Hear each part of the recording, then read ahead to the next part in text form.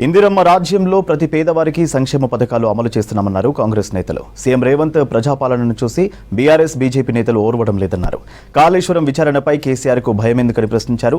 BRS నేతల అవినీతిని బయటకు తీస్తామన్నారు కాంగ్రెస్ లీడర్స్. కేటీఆర్ కు దమ్ముంటే పాలమూరు ప్రాజెక్టు మీద జ్యుడిషియల్ విచారణ జరిపించాలంటూ లేఖ రాయాలని డిమాండ్ చేశారు పీసీసీ చీఫ్ మహేష్ కుమార్ గౌడ్. ఎన్నికలకు ముందు బీఆర్ఎస్ లో చేరిన నాగం జనార్దన్ రెడ్డి కేసు వాదించకుండా నీరుగార్చారని ఆరోపించారు. పాలమూరు రంగారెడ్డి ప్రాజెక్టుపై కోర్టులో కేసు వేసిన నాగం బీఆర్ఎస్ లో ఉండి కేసీఆర్ కు వ్యతిరేకంగా కొట్లాడతారా అని ప్రశ్నించారు పీసీసీ చీఫ్. పేద ప్రజల సొంతింటి కల నెరవేర్చడమే తమ ధ్యేయమన్నారు ప్రభుత్వ విప్ ఆది శ్రీనివాస్. వేములవాడలో రెండో విడత కింద 484 ఇందిరమ్మ ఇండ్ల మంజూరీ ఉత్తర్వులను లబ్ధిదారులకు పంపిణీ చేశారు ఆది శ్రీనివాస్. గత ప్రభుత్వం సృష్టించిన ఆర్థిక విధ్వంసాన్ని సరిచేస్తూ ప్రజలకు ఇచ్చిన హామీలను ఒక్కొక్కటిగా అమలు చేస్తున్నామన్నారు.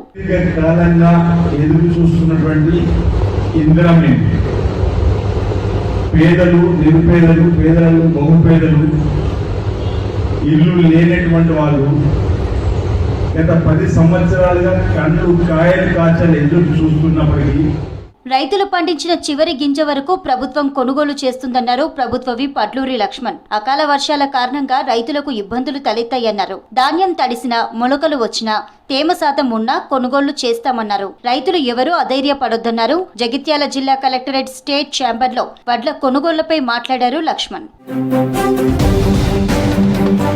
కాళేశ్వరం ప్రాజెక్టు విషయంలో నోటీసులపై సమాధానం చెప్పేందుకు కేసీఆర్ ఎందుకు స్పందించడం లేరని ప్రశ్నించారు చామల కిరణ్ కుమార్ రెడ్డి. తప్పు చేయనప్పుడు భయం ఎందుకన్నారు. స్కామ్లు చేసిన ఎవరిని వదిలిపెట్టేది లేదన్నారు. కేంద్రం నియమించిన అథారిటీని ప్రభుత్వాలు ఇన్ఫ్లుయెన్స్ చేయలేవన్నారు చామల. ఈరోజు ఒకటి చెప్తున్నా కేటీఆర్ గారికి, తెలంగాణ ప్రజలు గతంలో మీరేదో ముచ్చట చెప్పుకుంటే ఇందాక చెప్తున్నారు 55 సంవత్సరాలలో కాంగ్రెస్ పార్టీ ఏం చేయలేదని. 55 సంవత్సరాలల్లో కాంగ్రెస్ పార్టీ మీ లెక్క కాళేశ్వరం ప్రాజెక్ట్ లెక్క కట్టలే. నాగార్జున సాగర్ ప్రాజెక్ట్ కూడా కాంగ్రెస్ హయాంలోనే కట్టిరు. నువ్వేం చెప్తున్నావు అంటే నిజాం నవాబు హైదరాబాద్లో చార్మినార్ కట్టిండు, తర్వాత మీ నాయన కాళేశ్వరమే కట్టిండు, మధ్యన ఏం కట్టలేదు, మధ్యన కాంగ్రెస్ పార్టీ ఏం లేదని చెప్పే ప్రయత్నం చేసినావు.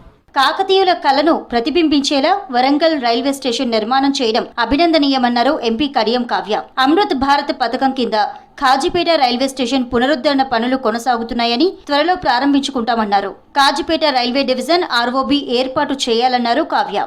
ఈరోజు వరంగల్లో ఒక శుభదినము. ఎందుకంటే వరంగల్లో మన రైల్వే స్టేషన్ మళ్ళీ ప్రారంభించుకుంటున్నాము. ఇక్కడ కాకతీయుల కళా సంపద ఉట్టిపడే విధంగా మన స్టేషన్ని ఏర్పాటు చేసుకోవడం జరిగింది. విశాలమైన ప్లాట్ఫామ్స్తో పాటు విశాలమైన పాదాచారుల వంతెనలు, ఎస్కలేటర్స్, వరల్డ్ క్లాస్ ఎమ్యూనిటీస్ అన్నీ ఏర్పాటు చేసుకొని మళ్ళీ మన వరంగల్కి అదేవిధంగా మల్టీ మోడల్గా ఇప్పుడు కొత్తగా వచ్చింది జియో Kazipet railway station, bus station 2 railway వాళ్ళే నిర్మించే విధంగా మాకు ఇందిరాగాంధీ ఆలోచనలకు అనుగుణంగా సీఎం రేవంత్ రెడ్డి పాలన కొనసాగిస్తున్నారని చెప్పారు కాంగ్రెస్ నేతలు. రేవంత్ పాలనను చూసి బీఆర్ఎస్ నేతలు ఓర్వడం లేదన్నారు.